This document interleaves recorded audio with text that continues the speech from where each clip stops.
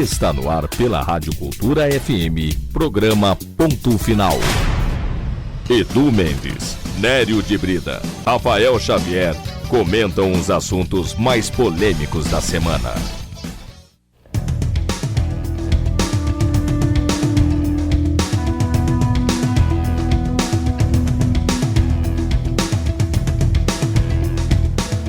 Muito bom dia, está no ar o Ponto Final, o seu resumo semanal das principais notícias da semana, debatidas aqui por Edu Mendes, Nério de Brida e também Rafael Xavier. Porém, Rafael em viagem, hoje não está, estou eu e o Nério aqui e hoje também estamos com um convidado, né, Nério? Bom dia.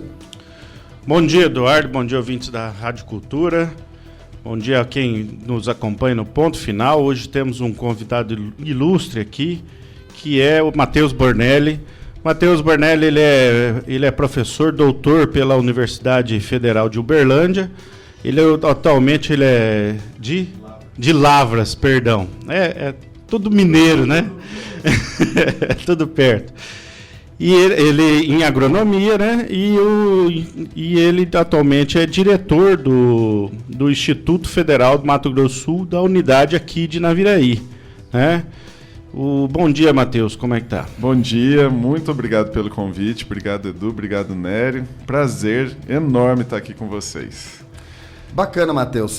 Falando um pouco do Matheus, Nério, além de toda essa bagagem curricular que o Matheus tem, eu acho muito legal o entrosamento que ele entende sobre a universidade com a parte da sociedade. Sim. O Matheus entende muito bem isso, né, Matheus? E traz a universidade para dentro da cidade, não só a universidade, como a escola, como todos os projetos que vocês têm para auxiliar tanto o município quanto a própria vida da cidade. Esse é um papel importantíssimo, né?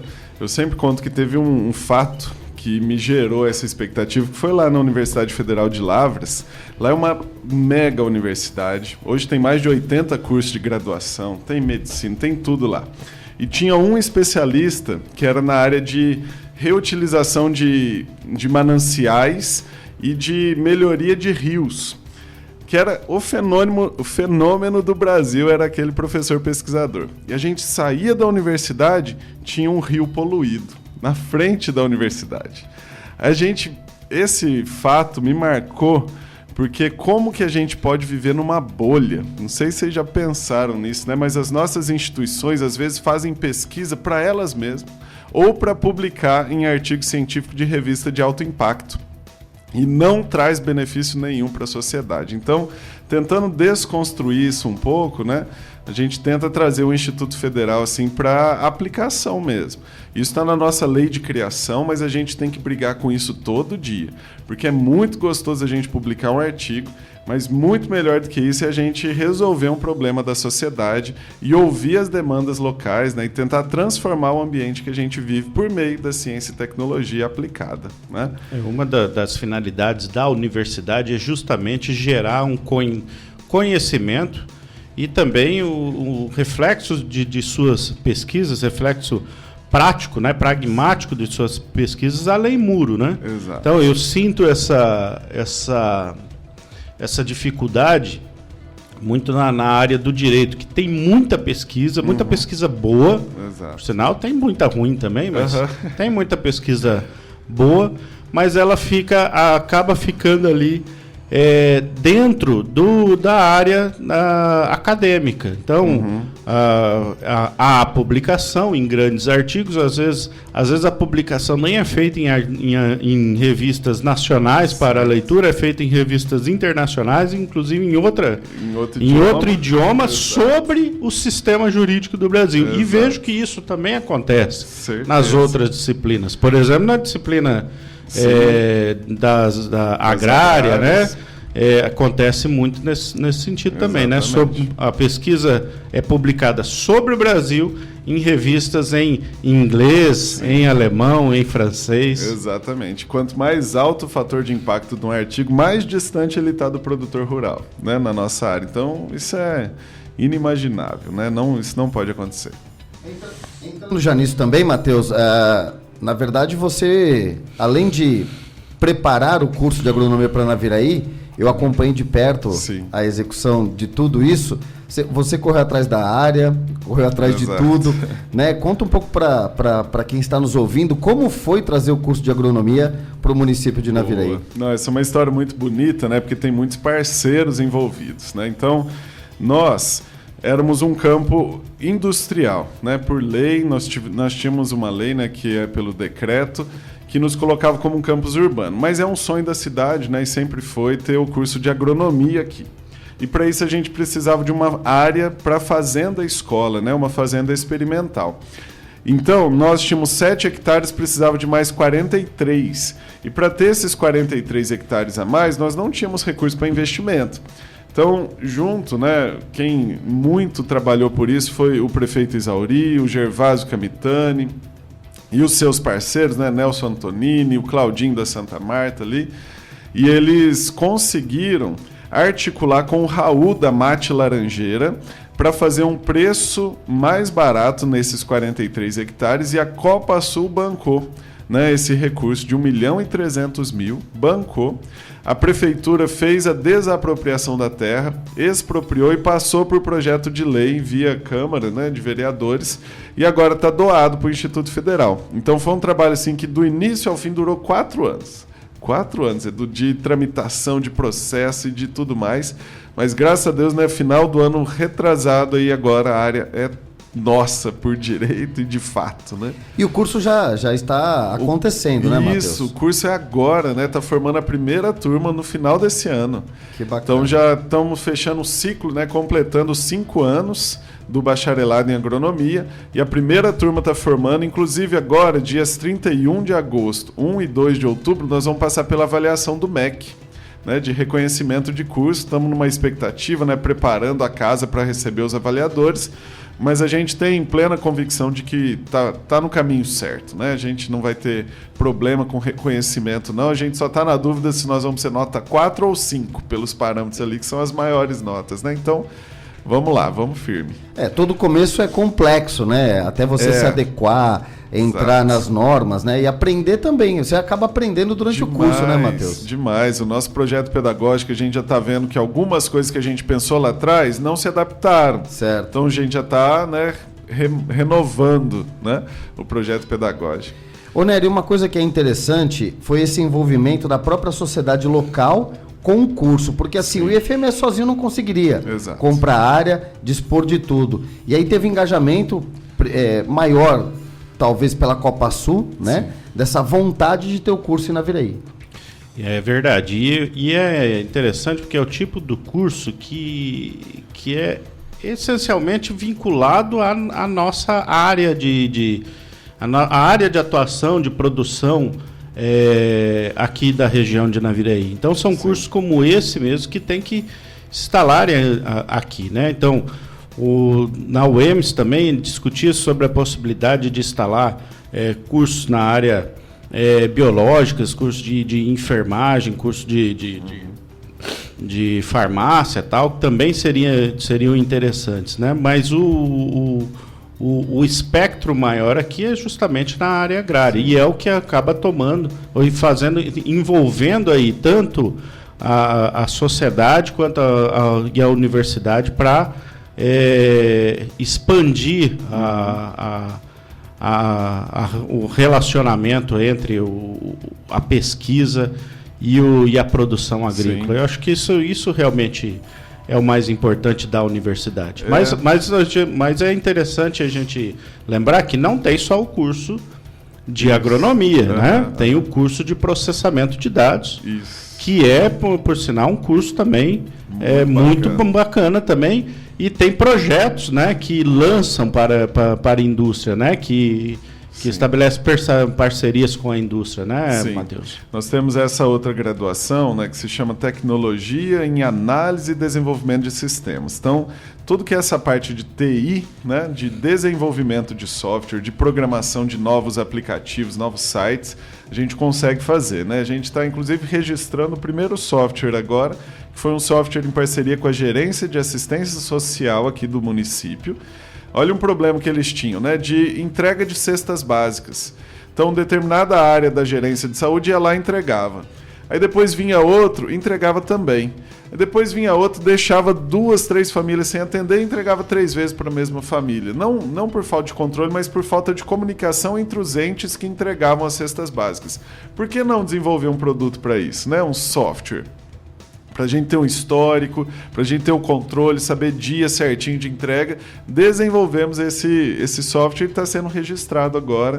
Então é um benefício aqui para a sociedade, né? O portal da prefeitura, não foram vocês Fomos. também? Esse é legal, né? Exatamente. Até porque eu fazia parte. Isso. Na época, a prefeitura tinha um site, né? Como todo mundo tinha um site. E, pô, com a necessidade, com o avanço da tecnologia, pensamos, por que não ter um portal? Aí, né, eu era da pasta na época, falei, vou montar o portal. E era caríssimo. O desenvolvimento e tudo mais. Sim. Eis que aparece o Matheus um dia no corredor. Não, Edu, a gente desenvolve. Como? Não, a gente desenvolve, põe lá pro pessoal da graduação e desenvolve. E desenvolver um portal super complexo para a prefeitura, onde todos os serviços, você quer pagar teu IPTU, você quer a questão tributária, a questão de obras, do código de postura do município, transparência, cada secretaria dividida dentro de um único portal desenvolvido pelo IFMS. Legal, muito bom. E empresas assim já têm uma parceria com o IF nesse sentido? Sim, nós temos algumas. Dali nós temos o núcleo de tecnologia, né, que fica ali. Inclusive é a prefeitura quem paga o aluguel da casa, né, e a gente faz... E dentro desse núcleo de tecnologia tem um núcleo de desenvolvimento de software. Então lá a gente recebe demandas e vai hierarquizando, né, de acordo com as prioridades. Então a gente já tem, né? A gente desenvolveu um totem, né, de avaliação do consumidor para algumas empresas, né, que vai ser instalado ali no Dog Burger, né? Porque era antigamente no Café Perpétua, né? Só que a gente desenvolveu, eles já mudaram, né, de Perpétua para Dog Burger ali e vai continuar ali. Então algumas empresas, a Associação Comercial e Empresarial de Naviraí procura os nossos estudantes para toda essa parte de e-commerce, de site, de loja e de marketing digital. Isso daí tá um boom aqui no Brasil que é impressionante, né? Porque às vezes compensa, né? Até para o pequeno empresário ali, ao invés de pagar um pouco mais de aluguel, né? 2 mil a mais de aluguel para você ir para um espaço maior, se você paga 2 mil em tráfego pago para publicação e faz uma publicação, né? Uma publicidade bem feita, dá muito mais rendimento, né? Então esse mercado digital que está entrando agora, você precisa saber, você precisa conhecer, precisa estudar. E a gente dá alguns auxílios por meio dos estagiários nossos na associação comercial. E tem uma contrapartida assim da empresa que é beneficiada com esses serviços? Sempre tem uma contrapartida, mas que não visa lucro, né? O Instituto Federal não tem necessidade disso, mas a gente tem necessidade de manutenção, né? Então, por exemplo, se a gente vai desenvolver um produto físico, o que a gente precisa para desenvolver aquele produto, geralmente é a empresa quem paga, né? Então vai fazer um totem, quanto que custa, né? Fazer um pedestal, comprar uma tela, desenvolver o cabeamento, R$1.000. A empresa banca R$1.000 e a gente entra com o conhecimento, né? E a gente vai nessas contrapartidas assim para desenvolver. Na verdade, ao mesmo tempo, né? Não é nenhuma contrapartida, né? É o básico. Está pagando só o material de utilização. Exato. No caso com a... Para que a universidade aplique o conhecimento. Exatamente. Né? No caso do portal, que foi uma coisa grande, foram disponibilizados computadores para que eles ficassem desenvolvendo, né? Isso. Mas não teve uma contrapartida física para a IFMS. Olha, eu vou dar uma impressora laser para vocês. Não. Foi só utilizado para o trabalho, né, Matheus? Sim, isso mesmo. A gente nem tem essa pretensão, né? Não tem porquê. A gente está aqui para servir a sociedade mesmo, né? Um órgão público faz isso, né? Então estamos aí felizes da vida. E eu lembro que no curso de agronomia, Nério, foi muito interessante na época que os produtores rurais, na sua grande maioria, além de se engajarem no projeto, eles se emocionavam com o projeto.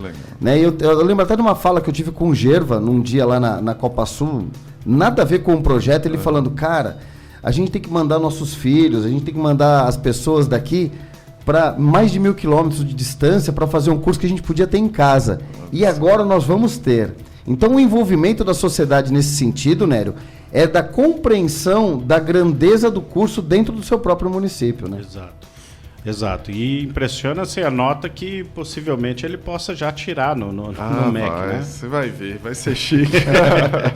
E dá para ter uma noção do quanto vai ficar com nota porque é uma checklist, Isso, né? A gente tem um documento. Se você consegue já cumprir com todas aqueles itens ali da checklist, provavelmente terá.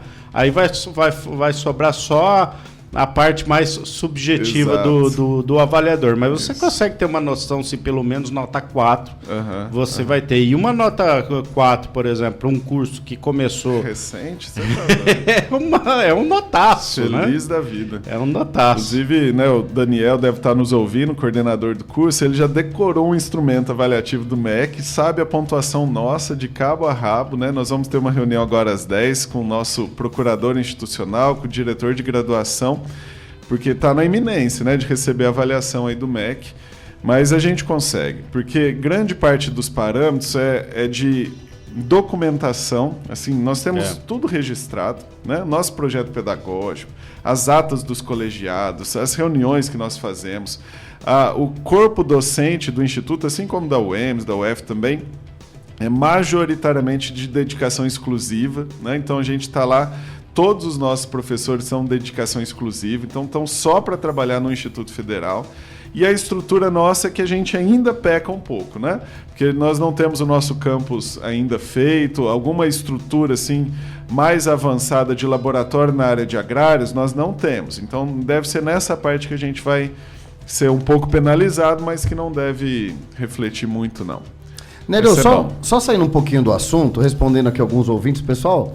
Está entrando aqui para falar conosco. Primeiramente, mandar um abraço aqui para Débora, a Meira, a Dirce, também a Aninha mandou um lindo mural aqui para nós. Bom dia, Edu, Nério, e também ao seu convidado de FMS, né, o professor Matheus, Aninha.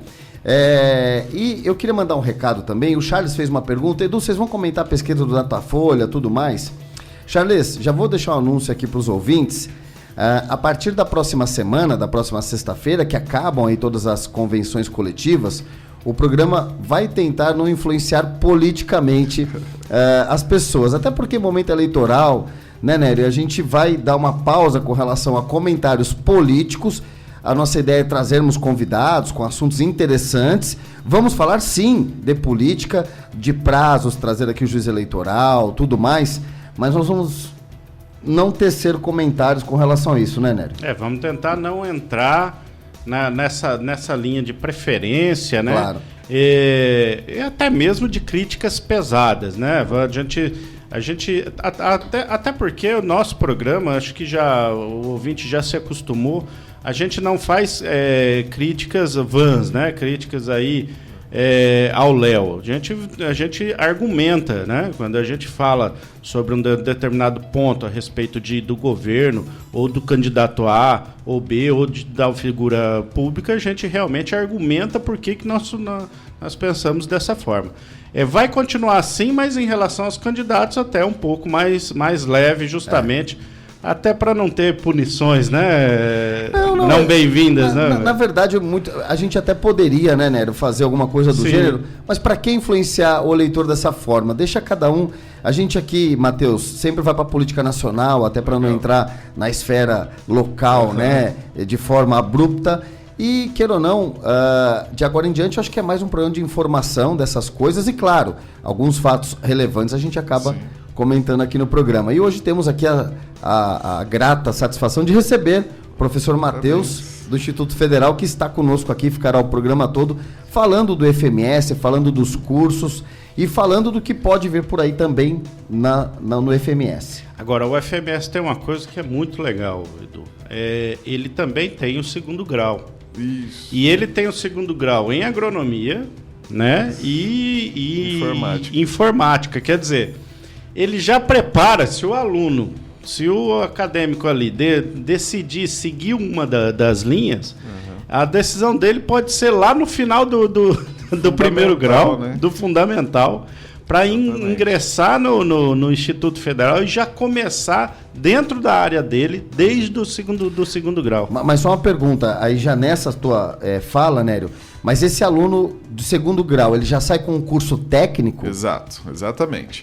Nós temos no ensino médio, né, o técnico em agricultura e o técnico em informática para a internet. Ele é um técnico integrado. O que é isso? Né? Todas as disciplinas básicas ele faz. As 13 obrigatórias da BNCC, né, português, matemática, física, química, biologia, educação física, filosofia, sociologia, todas ele faz. Além dessas disciplinas, cursa também as disciplinas técnicas. Então, na agricultura vai fazer solos, plantas daninhas, irrigação, enfim. Informática para a internet é front-end, algoritmo, programação. E ele já sai, sim, como a gente quase que fala que é uma dupla titulação, né? Ele sai com o ensino médio normal, então ele consegue progredir, né? Fazer uma faculdade, prestar o Enem normalmente, aliás, muito bem, né? As maiores notas são da rede federal no país. E também sai com o diploma de técnico. Então já pode atuar como técnico agrícola ou técnico em informática, né? Isso é muito bacana, porque você ganha uma etapa da vida. A gente fala que a gente suprime a etapa da faculdade ali, né? A gente suprime não, antecipa a etapa da faculdade para isso. E sabe o que está acontecendo de interessante, né? Uma migração. E eu acho muito bacana isso, porque tem alunos nossos que fazem técnico em agricultura e que hoje estão na nossa graduação de análise e desenvolvimento de sistemas. E alunos do técnico em informática que vêm para agronomia. E na minha concepção, esse é o melhor dos mundos. Porque se você tem uma base de programação, de Arduino, de algoritmo, e vai fazer agronomia, você sai um pé na frente, um passo enorme na frente. Que na minha geração de agrônomos, a gente não sabe escrever uma linha de código.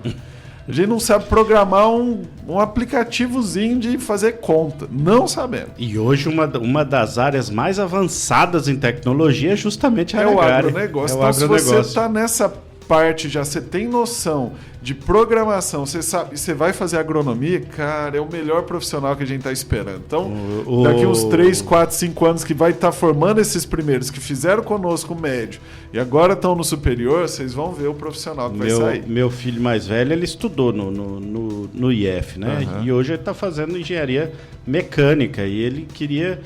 E eu disse para ele desde o início, né? Ó, se você se interessar pela área, né, ele quer depois fazer questão de mecatrônica e tal, se interessar pela área, vai para a área agrária. Pode ir. Ah, mas eu não estou fazendo agronomia. Vai para a área agrária, não se preocupe, que é lá que vai ser o... E que vai continuar sendo o avanço da tecnologia, principalmente na área de mecatrônica e mecânica, vai ser lá na área agrária. Isso. Interessante também, Matheus, entrando nessa área que o Nero acabou de falar, muita gente da área de engenharia mecânica já entendeu que a automação de máquinas para o mundo agro é o que vai evoluir. Exato.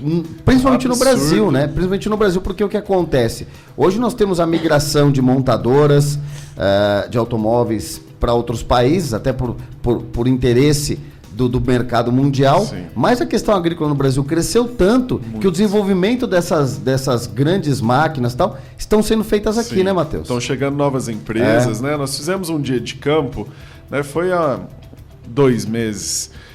E a gente convidou essas empresas, mas precisa ver que beleza. Cada máquina que foi lá, né, se exibir para nós, máquina de 2,5 milhões, máquina de 3 milhões de reais. É uma coisa absurda, né? E se tem essa máquina é porque tem quem pague, né? Tem quem compre, tem quem precise de uma máquina de 3 milhões de reais. E a tecnologia embarcada numa máquina dessa é fenomenal. Até porque o custo-benefício delas... Por GPS... Controle de tudo, GPS, estabilidade, altura. Você entra numa máquina, é mais confortável do que qualquer carro que você já andou. E é engraçado que quando eu cheguei aqui na Vireia há 20 anos atrás, né? Tinha a colheita da cana manual. E aí eu escutei de várias pessoas aqui da cidade que conheciam muito disso. Nunca vou inventar uma máquina para colher cana. Capaz. Cara, hoje tem máquina para colher mandioca. Mandioca, que é super... Né? Lançaram, né? Foi aqui, né? No dia de vocês. Dia de campo da mandioca, né? Até quem me contou foi a Isaura. Falou, Edu, trouxeram uma máquina de colher mandioca. Olha como uma coisa... Não subestime a criatividade de um engenheiro. Não tem porque não tem exatamente. O que consegue fazer é impressionante. É mesmo. Matheus, e além disso, Eu vou te fazer uma outra pergunta, mas eu vou pro intervalo. Depois a gente vai falar também um pouco aqui de pós-graduação, de outros cursos que podem vir aí pela IFMS, tá legal? É um rápido intervalo e a gente já volta. Beleza. Estamos de volta com o segundo bloco do Ponto Final e hoje recebendo aqui a visita do diretor-geral do IFMS em Naviraí, professor Matheus. Nério, a gente tem vários assuntos, né, que já foi programado aqui com o Matheus, e um é falar sobre o agronegócio no Brasil. Exato. A respeito do agronegócio no Brasil e a relação que o Brasil tem sobre a produção agrícola, queira ou não, é uma das vertentes, se não a vertente, né, a central de produção mais importante que o Brasil tem, né, da economia brasileira. Então, acho que é interessante a gente comentar sobre as políticas agrárias, sobre os dados que nós temos, a relação com o meio ambiente e também sobre o posicionamento do Brasil no mundo. Boa. A respeito da produção agrária e as políticas internacionais de meio ambiente. E a gente estava conversando aqui um pouco antes, Matheus, a respeito de pesquisas que foram feitas. Você até trouxe uma pesquisa assim, a respeito da capacidade produtiva do Brasil e da área produtiva, que é efetivamente produtiva do Brasil, e é um dado muito interessante, por volta de 7%. Não, isso já nos choca, né? Não sei se te choca também, mas assim, se você perguntar para qualquer um na rua aqui em Naviraí, sai ali no comércio e fala assim, ó, quantos % do Brasil você acha que é cultivado, né, com culturas agrícolas, com produção agrícola? Que a gente tem uma noção, a gente fala assim, nossa, deve ser 80% do Brasil que deve ter lavoura. Vai ser uns 90%, né? Deve deixar uma reservinha ali na Amazônia, um pouquinho no Pantanal. Reserva legal de 20%. Reserva ali, tá, o resto tudo deve ter plantação. Muita gente acha que a floresta amazônica é uma reserva legal, capaz, né? É uma partezinha ali. Que tem que ficar lá, não. Mas assim, quando a gente chega para um dado, né? Isso é um dado fiel, né? Tanto do IBGE nosso, que foi até debatido com a NASA, né? Com a Landsat 8, que é 7,6% da área cultivada do Brasil é com lavoura. 7,6%, só 7% da área do país inteiro é o que nós produzimos, tudo que nós produzimos. Isso já me choca. Né? Isso já não tem uma noção. A pecuária.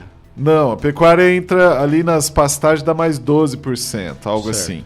Então, se você somar os dois, 20%. 20% do Brasil serve para produção de tudo que a gente produz. Isso, da agropecuária, silvicultura, tudo. Entra tudo ali.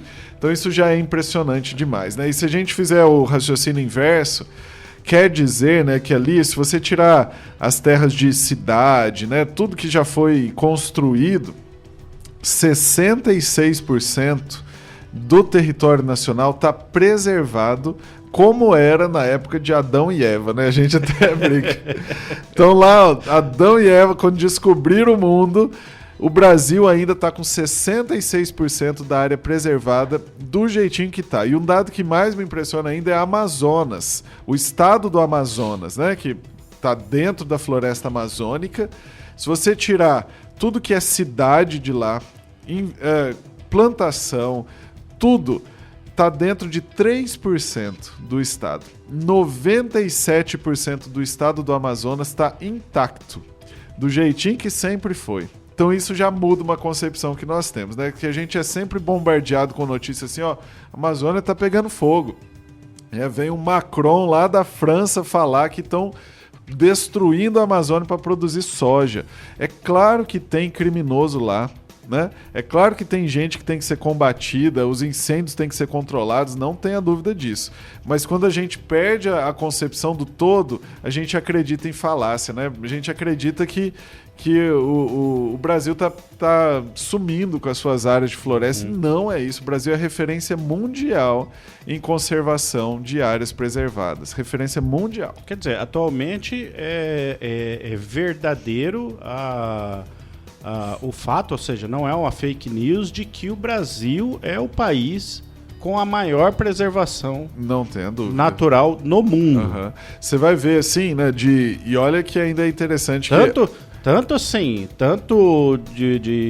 no aspecto, no número absoluto, quantitativo, né, quanto proporcionalmente. Isso, proporcional. E também um aspecto qualitativo. Porque se você pega alguns países assim, a Nigéria também, a Austrália também preserva os seus biomas naturais. Qual que é o bioma natural da Austrália? Lá no centro da Austrália, deserto. Eles preservam. Lógico que preserva. Vai fazer o quê? Não dá para cultivar nada, não dá para fazer nada. Você não constrói nada em cima, então você preserva. Estados Unidos, ali na área da Nevada, Califórnia e tal, também tem uma área imensa preservada que é puro deserto. Só tem areia e rocha, então eles fazem... Exatamente. Aí preserva. Mas Brasil não, em qualidade, nós preservamos uma área que poderia estar sendo utilizada para qualquer outra coisa, uma área produtiva, uma Amazônia da vida. O que é aquilo? Não tem floresta em biodiversidade igual a nossa Amazônia. E por que há essas... A gente até assiste uns videozinhos assim do que era a Mata Atlântica, por exemplo, para o que é hoje, porque uma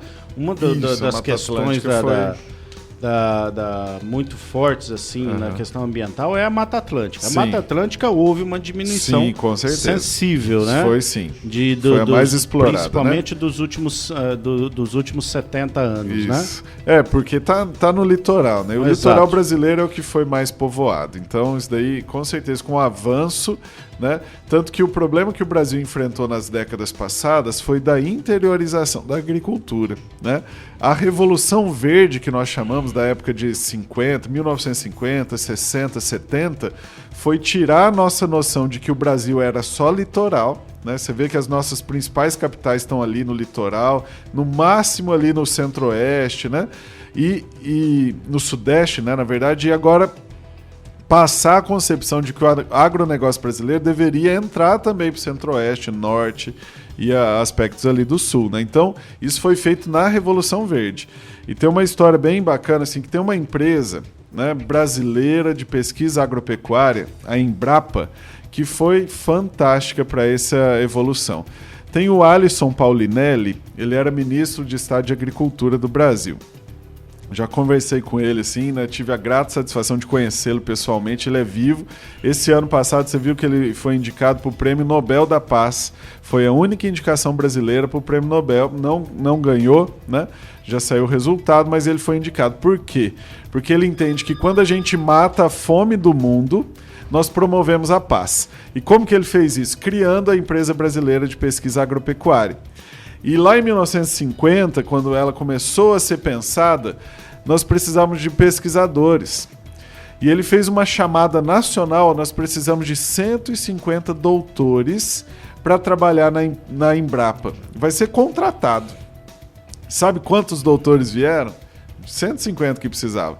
7. Nossa. 2 de fora, 5 brasileiros. Um chileno, um peruano, se eu não me engano, 5 brasileiros. Ele falou, tá aí o nosso problema. Nós vamos ter que investir em ciência e tecnologia. Pegou as grandes mentes que nós tínhamos aí nas universidades, mandou para fora para estudar. Um desses eu conheci, que foi o Alfredo Chaide Lopes, né, lá de Lavras, onde eu estudei. Estudou os solos do Cerrado brasileiro, inclusive aqui de Mato Grosso do Sul. Viu o potencial agrícola que tinha aqui e conseguiu abrir o Cerrado para a agricultura tropical. Que a agricultura tropical, só o Brasil que faz, assim, em nível de alta escala de referência, não tem igual para o Brasil. E você repara, né, que os grandes produtores eram todos nórdicos. Sim. Estados Unidos, a Europa como um todo, mas ninguém sabia fazer uma agricultura tropical decente, né, de forma de alto rendimento. E aí nós estudamos com eles e aplicamos aqui no Brasil e deu muito certo, né? Porque o Brasil deu um salto de qualidade e de quantidade nas últimas décadas que não tem referência no mundo igual, né? Então, de 1960, 70 para cá, principalmente com a Embrapa, lógico, com os produtores, governantes, né? Mas o Brasil deu um salto no agronegócio que foi algo surpreendente. Que abriu um espaço gigantesco para produção de soja aqui no Mato Grosso e Mato Grosso do Sul. Sim. Né? Não, a gente conversa ali, né? Naviraí existe por causa disso, né? O Mato Grosso do Sul, enquanto um estado pujante, existe por conta dessa abertura do Cerrado para a agricultura. Se não tivesse agricultura aqui, não ia ter município, né, de Naviraí. Então as pessoas não teriam por que morar aqui, né? Você seria uma vila que não teria desenvolvimento nenhum e o agronegócio acaba proporcionando isso. Eu só queria entrar no assunto, já que você falou de preservação também, eu sou muito ligado aos esportes de natureza, né? Caiaque, bicicleta, caminhada. E aqui a gente tem o Pachamama, que é lá do Anderson, que tem uma visão de preservação muito grande. E hoje a gente já tem exploração de visitação ao Parque Estadual do Inviema, ao Parque Municipal de Naviraí, coisa que antigamente era fechado, Matheus. Eu acho que essa é a grande sacada, né? Sim. Entender as pessoas dentro dos biomas para que elas conheçam e possam saber preservá-lo. Exato. Naviraí, né? Você comentou do Parque Municipal de Naviraí. É o maior parque municipal do país. Do Brasil, isso. Do país, cara. Não tem. São 16 mil hectares. É uma coisa impressionante. E quantos de nós, né, naviraenses, sabemos disso? Ou já fomos lá visitar, né? Ou já fomos lá, né? Tem uma noção. A maioria das pessoas acha que é ali a entrada do bosque municipal. Acho que é onde está a gerência. É ali, onde está a gerência ali. Porque historicamente era, né? Ali era o bosque municipal. Tinha até uma leoa antigamente. Então, Naviraí tem um bosque. Não, mas Naviraí tem um parque. Maior do país. Para quem está nos ouvindo, né? E tem parque municipal. Porque às vezes confunde. Existem preservações maiores, estaduais, federais. Mas do âmbito municipal é o maior do Brasil. E só para deixar claro, Nério, muita gente que está nos escutando de outros municípios, até de Naviraí, esse parque ele fica mais ou menos no quilômetro 50, saindo de Naviraí e indo pela estrada do Porto Kaiowá. E ele faz fundo com o Parque Estadual do Inviema. Então a área de preservação que você tem nessa região é imensa. Quase 80 mil hectares, né? Você sabe mais que a gente. Que aí junta com o Inviema com o Inviema, o Várzeas do Rio Inviema e o do Paraná. E aí, aí eu tenho o Parque Nacional, que é o do Ilha Grande também. Isso, exatamente. Ou seja, é uma área imensa de preservação. Eu já tive a oportunidade de sobrevoá-lo. É uma coisa muito bacana você passar por cima. E por solo, você não consegue fazer toda essa área, né? Você tem que dividir por dias para que você possa aí participar, porque é muito grande mesmo. Que é interessante. E assim, dá para ampliar essa área de produção? Ou você acha que novas tecnologias hoje talvez nem seja necessária essa ampliação? Isso, eu acho que tem muito relacionado com aquele dado que a gente falou de pastagem, né? Hoje, talvez, né, a gente consiga, talvez não, né? Já tem estudos que comprovam que a gente consegue dobrar a nossa produção agrícola, agropecuária, dobrar, sem derrubar uma árvore, né? Que é o que a gente fala. Então, não precisa abrir novas áreas. A gente precisa utilizar melhor o que já está sendo utilizado. E o principal ponto são as pastagens degradadas, né? Então, pastagens com sublotação de bovino, de caprino, né, que poderia estar sendo utilizado de melhores formas, seja para plantação ou para a própria pecuária, só que de uma forma mais intensiva, e não está sendo. Então, se a gente recuperar as pastagens degradadas, nós dobramos a produção brasileira sem derrubar mais nenhuma árvore, né? Quer dizer, fantástico esse dado, né? Que país que consegue fazer isso, que né? consegue fazer algo assim, que né? país? E o Brasil é um dos países assim de maior vanguarda na tecnologia de hoje, agroprodução. De agricultura tropical é a referência. É a referência que nós temos. E a gente falando assim, tanto é que empresas grandes empresas aí, Pioneer, Hyundai, porque as pessoas vê a Hyundai como fabricante, né, de carro. E, na verdade, o grande nicho, maior nicho, e a Hyundai foi criada para isso, para a fabricação de máquinas agrícolas, na verdade, né? Não, é impressionante. E, assim, elas têm o Brasil como um laboratório, né? Sim, de agricultura tropical é referência mesmo. E o comparativo que a gente faz com outros países que é interessante, né? A gente está com esse artigo aqui em mãos do Evaristo. Ele era o chefe da Embrapa Territorial aqui do Brasil, né? Escreveu um artigo muito interessante, bem fácil da gente entender, porque coloca em escalas a proporção. E tem um dado aqui que eu gostaria de chamar a atenção, né? Se nós pegarmos a parte preservada só do país, do Brasil, só o que está preservado. Essa parte em quantidade, né, em extensão de terra, ela é maior do que a Europa toda e ainda sobra espaço para mais 3,5 Noruegas. Então, se você pegar a Europa inteirinha, tirando a Rússia, né, a parte ocidental ali da Rússia, pega todos os outros países da Europa, cabem dentro da parte preservada do Brasil. Você tem noção que é isso? Você pegar. É porque a gente não nomeia, né? Mas são quase 32 países, né? Você pega Inglaterra, França, Espanha, tudo que a gente já visita ou que vai lá, todos esses países somados cabem dentro da parte preservada que o Brasil tem. Certo. E por que essa preocupação do mundo? Lógico, a gente sabe o porquê. Já que é uma área tão preservada... Estão de olho. Eles estão de olho até, seja por interesses bem-vindos, né? Interesses de preservação mesmo, seja por outros. Porque na Amazônia, por exemplo, foi descoberta a maior jazida de nióbio do mundo. Quer dizer, e nióbio é usado... É um item assim, muito importante para alguns setores da indústria. Mas além disso, essa preocupação por outros interesses de outros países também vem pela informação assim, pela informação não tão verdadeira, né? Equivocada que é dada. Dá um exemplo, o ator hollywoodiano, Eduardo, né? Leonardo DiCaprio, novamente tuitou sobre o Brasil. Com uma foto lá a respeito das queimadas na Amazônia, dizendo que precisa preservar tal, e houve inclusive uma resposta em inglês, né, do presidente Jair Bolsonaro, e eu achei até uma resposta bastante interessante, né? Ele até no final ele explicou por que ele estava errado. E no final diz, vai e não peques mais.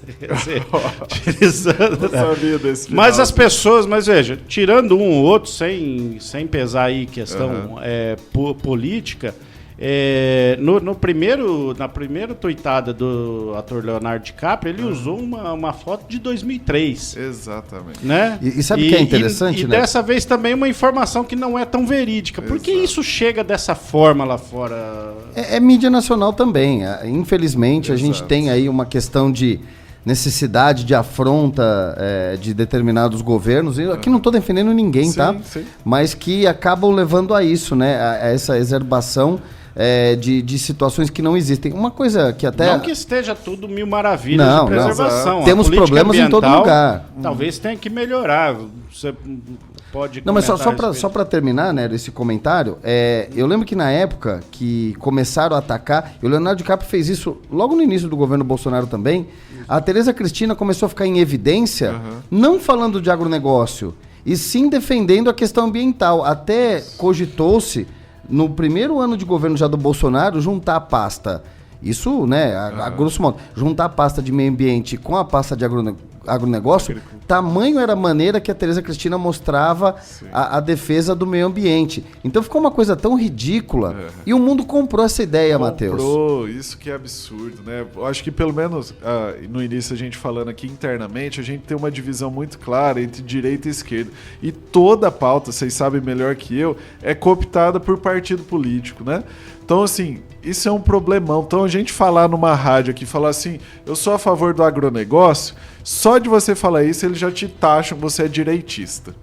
Ou se você fala assim, eu sou a favor da preservação ambiental, esquerdista. Cara, que ridículo. O mundo tem muito mais cinza do que esse preto e branco. Exatamente, né? Isso é ridículo. Fazer as duas coisas. Por que não, né? Sem ser de direita, sem ser de esquerda. Não tem a ver. Então, esse é um grande problema que a gente tem interno. E aí, externamente, é o que vocês estão comentando mesmo. A visão que... assim, e não é falha só do mundo, né? Falha nossa. É mais ou menos a visão que a gente tem da África. Não é? É verdade. O que você pensa quando vem na sua mente África? Fome, degradação. Savana, você vai ver um elefante, o deserto. Fala, a África é muito mais do que isso. É o que eles têm de nós, né? Aqui do Brasil. Fala, o que tem no Brasil? Carnaval, futebol e mata. E mato. Acabou. É isso que tem no Brasil. E assim a gente perde essa noção de completude, né? Então dá pra culpar assim o Leonardo DiCaprio, se ele tem que falar alguma coisa, ele tem que conhecer do assunto, ou então não fala. Não, salvo engano, né? acho que ele nunca nem veio pro Brasil, aí né? Então pensa, né, velho? Ficar falando de nós assim ele é fácil, é capaz dele achar mesmo que vindo pra cá ele vai encontrar o Brasil assim como Pedro Álvares Cabral. Mas é a visão, cara, então é a visão. E é engraçado, né? Numa pesquisa que teve de escola aí, na Europa, ainda acham que Buenos Aires é a capital do Brasil. Às vezes a gente acha que a gente está, né, no mundo, todo mundo sabe quem somos nós, mas não sabe. Enfim, é Rio de Janeiro e é Buenos Aires, para muita gente, como se fosse Brasil.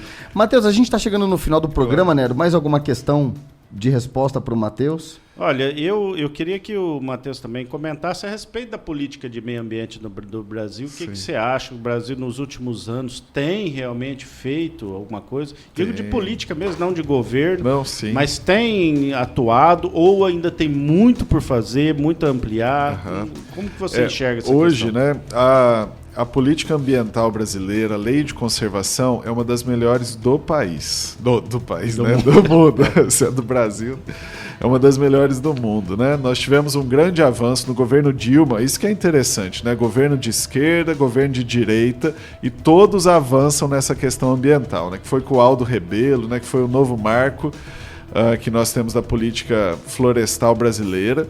Né, que foi um avanço em questão de legislação muito bacana. E hoje nós temos essa área... alterações do importante Código do Código Florestal, né? Perfeito, alterações muito bacanas.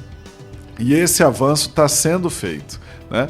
Então, assim, em termos de política nacional de preservação, não temos muito o que reclamar. Né? Se a gente está num bioma, por exemplo, né, o bioma amazônico, que a gente tanto faz, se você comprar uma propriedade lá, não importa o tamanho, não importa onde se tiver dentro do bioma amazônico, 80% da sua propriedade é reserva legal. 80%. Qual outro setor da economia você faz isso? Imagina uma indústria. Falou, você pode ter indústria, mas 80% dos seus funcionários não podem trabalhar. Né? Você pode implantar uma instituição de ensino, mas 80% das salas você não pode usar. Cara, que raciocínio é esse? Né? Então é um raciocínio, né, muito bacana. E a gente tem que sempre colocar isso em pauta, porque o Brasil preserva e preserva muito bem. Tá? Então, de política, sim. Fiscalização. Isso, aí tem todos os momentos. Né? Nós temos muitos crimes, a área do Brasil é enorme, então você fiscalizar um Brasil é impossível. E tem uma visão de explorar esses ambientes, principalmente para o turismo, né? Sim, verdade. Acho que isso que vai fazer crescer nossa mentalidade a respeito do assunto. Obrigado. Tá certo. Nós estamos chegando ao final do programa. Antes de dar tchau pro Matheus, a gente falou só, Nélio, na semana passada, que nós falaríamos aqui do calendário das convenções partidárias, né? O Ciro Gomes, no dia 20, foi quem abriu, já garantindo aí a vaga como candidato, né, na sua convenção. O Lula, no dia 21, juntamente com o PSB, também garantiu. O Janones foi no dia 23 de julho. O Jair Bolsonaro, no domingo, confirmou. A Simone Tebet, que era a dúvida, acabou finalizando o MDB, ratificando o nome dela agora quarta-feira, dia 27. Amanhã teremos o Luiz Felipe Dávila, do Novo, fazendo a sua convenção em São Paulo. Também no dia 30, o PROS deve lançar Pablo Marçal. No dia 31 é o Eimael, José Maria Eimael, do Democracia Cristã, do DC. E depois, no dia 5 de agosto, na próxima sexta-feira, fica aí Luciano Bivar, do União Brasil, para fazer a convenção coletiva, devendo confirmar aí os últimos candidatos à presidência da República. Bastante. Você lembra do Eimael? O Eimael das antigas, né? Eimael. Todo mundo lembra. Matheus, queria agradecer a você pela presença, né? Pela sua maneira simples de colocar essas coisas complexas de universidade para que as pessoas entendam, e agradecer, né, de você fazer esse grande trabalho aqui na nossa cidade, que você continue com essa força, essa pujança para ajudar a nossa cidade. Capaz, Edu e Nery, muito obrigado pelo convite, é um prazer estar aqui com vocês, tá? E assim, o Instituto Federal está à disposição, seja para ensino, né? Muita gente pode nos procurar para estudar, tem curso de tudo quanto é tipo lá, para pesquisa, para extensão, para parcerias. Procurem o Instituto Federal, usem melhor essa instituição que nós temos aqui na Viraí, que é sempre um prazer estar falando dela aqui. A instituição é muito legal, agradeço também sua presença. por ter vindo, recebido nosso convite. Foi assim um programa espetacular, foi muito bom mesmo. E agradecendo nossos ouvintes, obrigado, e a gente estará de novo aí na semana que vem. Próxima sexta-feira, dia 5 de agosto. Um abraço para todo mundo que nos acompanhou e até lá. Você acabou de ouvir o programa Ponto Final.